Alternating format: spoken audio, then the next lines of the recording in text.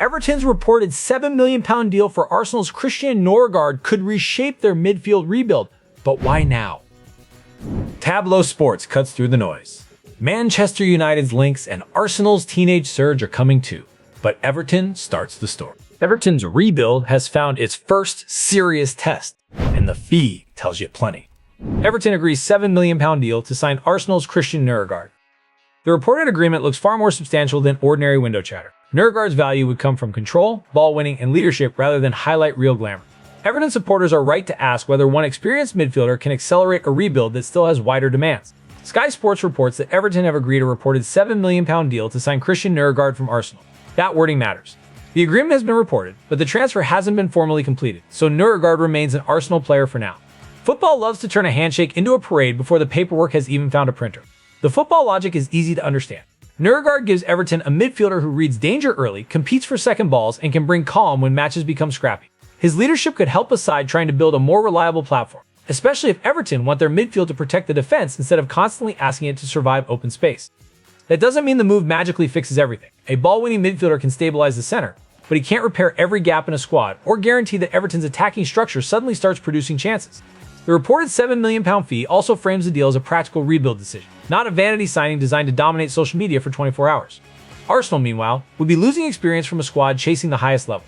That raises the obvious question. Did Arsenal decide Nørgaard's minutes were expendable, or did Everton simply offer him a clearer role? If the reported agreement reaches completion, Everton will be buying influence as much as legs. For a rebuilding club, that can be the difference between having a plan and merely announcing one. And Arsenal's next headline is much less concrete, which is exactly why the wording matters. Man United considering move for Arsenal's Myles Lewis-Skelly. Manchester United's reported interest is a recruitment question, not evidence of a negotiation. Lewis-Skelly's ability to operate across defensive and midfield areas explains the attraction. Arsenal would be under pressure to protect a high upside player rather than treat newspaper claims as a ready-made sale. Sky Sports reports that Manchester United are considering a move for Myles Lewis-Skelly, with the story based on newspaper claims. There is no confirmed bid and no accepted offer in the report. So let's keep the volume sensible. This is interest, not an imminent transfer. The appeal is obvious for Manchester United's recruitment team. Lewis-Skelly's versatility gives a manager options in possession and during defensive rotations. A young defender who can step into midfield or cover different roles offers tactical flexibility, which is useful for a club still trying to turn expensive individual pieces into a coherent team. Arsenal, though, would have little reason to make a decision based on somebody else's rumor cycle. Lewis-Skelly is identified as an Arsenal player, and the report doesn't say the club is willing to sell. If United are genuinely interested, the real test would be whether they can present a role compelling enough to disturb Arsenal's plans for one of England's brightest young defenders. The supporters' argument is fair on both sides. United need a versatile young defender, but they also have other areas to address. Arsenal need to keep their best young talent developing in a stable environment because selling every player who attracts attention is a splendid way to become a feeder club with better branding. For now, the headline creates pressure, not movement. The young talent at Arsenal has answered with football, though a friendly still needs a health warning. Now, Dowman dazzles as Arsenal beat Girona 4-1 in preseason. Max Dowman's performance deserves excitement, but the scoreline shouldn't be treated as competitive evidence. His goal and assist point to attacking depth Arsenal can develop rather than instantly rely on. Christos Tzolis scoring on debut adds another useful signal, not a guaranteed first-team conclusion. Arsenal beat Girona 4-1 at Montilivi in preseason, with Max Dowman scoring and providing an assist. Christos Tzolis also scored on his debut. 4 goals will always make supporters reach for the clips, and Dowman's display gives them a good reason to be interested. The sensible reading is developmental. Dowman has shown enough in this match to keep the conversation moving about how quickly he can feature in senior football, but he hasn't secured a starting place from one friendly. Preseason defenders don't always press with the same timing, and managers use these matches to test combinations that won't survive the first competitive weekend. Still, the performance matters because Arsenal need depth that can change a game. Dowman's ability to create and finish gives the club another attacking possibility, while Tzolis' debut goal adds competition around the forward areas that can affect recruitment decisions, minutes, and the pressure placed on established players. The temptation is to turn a teenager's excellent evening into a season-long prophecy. Don't. Enjoy the performance, then watch what Arsenal do when the space disappears and the tackles arrive on points. The 4-1 scoreline is a friendly result, but Dowman's goal and assist have made his next opportunity harder to ignore. But Liverpool have a bigger problem. Iraola in a rush to plug Liverpool gaps before Premier League start. The report is about squad gaps meeting a demanding tactical plan, not a specific transfer close to completion. Andoni Iraola's methods will expose shortages quickly if recruitment doesn't match the intensity and positioning he demands. Liverpool supporters need names and functions, not another vague promise that work is happening. The Guardian reports that Liverpool manager Andoni Iraola is accelerating efforts to address remaining squad gaps before the Premier League season starts. No specific completed signing is confirmed, and no named target should be attached to this report. That restraint is important because transfer coverage can turn a manager's concern into a fictional shortlist before breakfast. Iraola's style places heavy demands on the squad. Liverpool need players who can carry the ball, defend space, and repeat high-intensity actions without the structure collapsing behind them. If one position lacks the right profile, the issue doesn't stay politely in that position. It spreads into the press, the midfield distances, and the defensive line. That is why the recruitment clock matters. A new player arriving late may need weeks to understand the rotations, triggers, and risk levels that the manager wants. Liverpool aren't simply buying a body for the bench, they need the right functions for a system that can look aggressive when balanced and reckless when one part arrives half a second late. Supporters are right to be impatient, but impatience doesn't make an unnamed deal real. The club's remaining work is measured by tactical fit, not by how many transfer graphics appear online.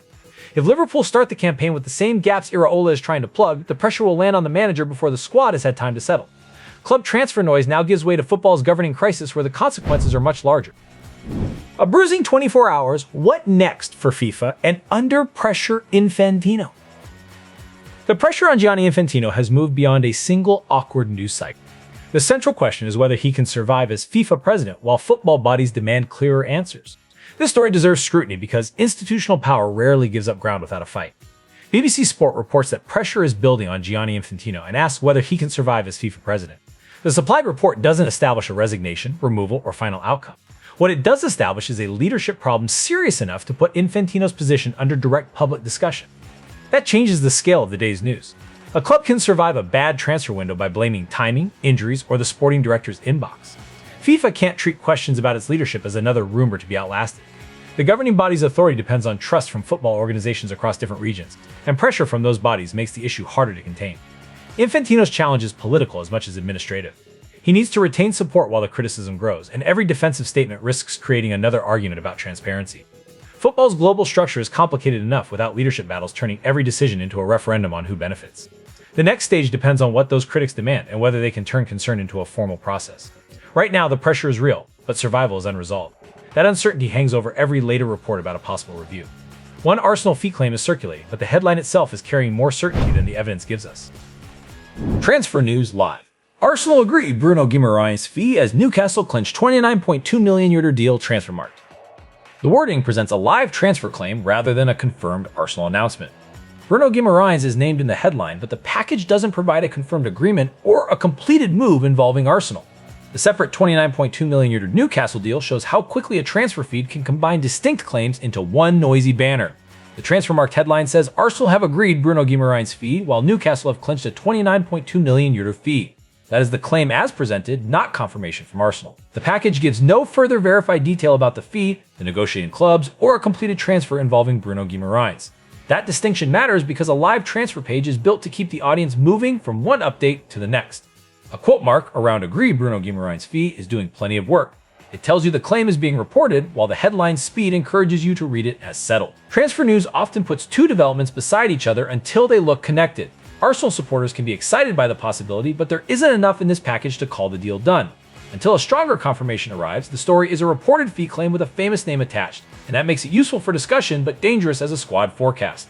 The loudest unresolved claim is still Manchester United's £60 million Lewis Hall pursuit. Man United prepares £60 million bid for top target Lewis Hall as Fabrizio Romano confirms move approved. The headline reports a proposed bid and an approved move, but the package doesn't independently confirm a completed transfer. A £60 million price would create immediate pressure for Manchester United to justify the role and the value. Lewis Hall's reported status should be separated from the certainty suggested by the headline. A goal headline says Manchester United are preparing a £60 million bid for Lewis Hall and that Fabrizio Romano has confirmed the move is approved.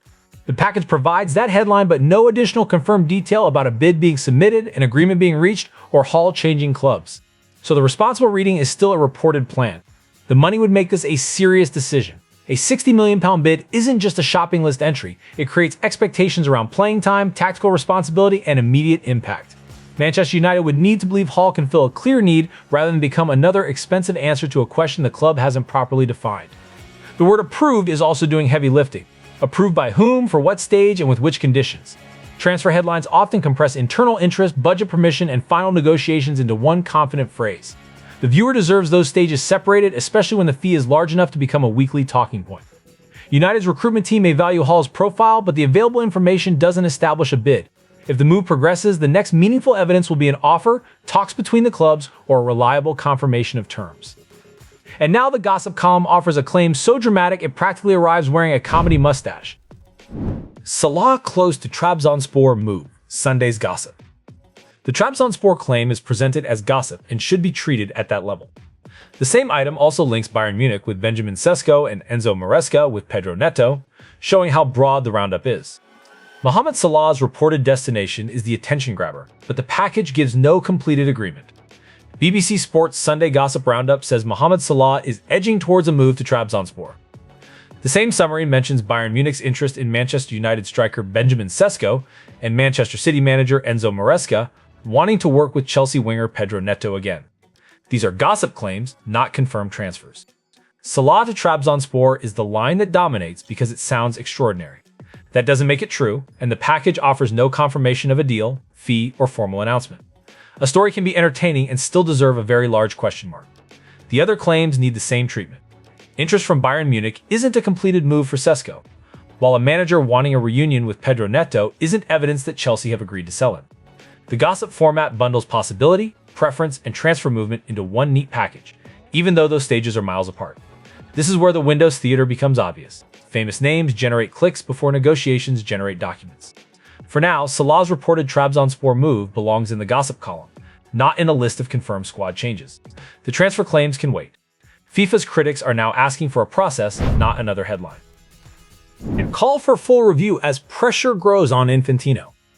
A call for a full review raises the pressure on FIFA's leadership beyond general criticism. The package says football bodies in Europe, North and Central America, and the Caribbean are publicly questioning the organization's leadership. That creates a governance problem Infantino can't solve with transfer window-style messaging. BBC Sport reports a call for a full review as pressure grows on Gianni Infantino. The report says FIFA's leadership is being publicly questioned by football's governing bodies in Europe, North and Central America, and the Caribbean. That is a wider challenge than one angry statement from one federation. A review would force the argument into a clearer structure. Critics would have to set out what they want examined, while FIFA would face pressure to respond to the substance rather than simply defend the president's position. Once several regional bodies are involved, the issue becomes harder to dismiss as personal friction or media noise. The package doesn't confirm Infantino's removal, resignation, or the final result of any review. But a demand for scrutiny changes the political temperature because it asks institutions to examine leadership, decisions, and accountability. Those are uncomfortable words in any organization built around concentrated authority. It also closes the loop on the earlier question, what next for FIFA and Infantino? The immediate answer is more pressure and a demand for a full review, not a confirmed change at the top. Everton's reported £7 million deal for Arsenal's Christian Nørgaard could reshape their midfield rebuild, but the move still needs formal confirmation before it becomes reality. Everton's midfield plan now has a reported £7 million foundation, but formal confirmation still decides whether the rebuild has truly begun. Next, watch the Infantino review pressure and whether criticism becomes an official process.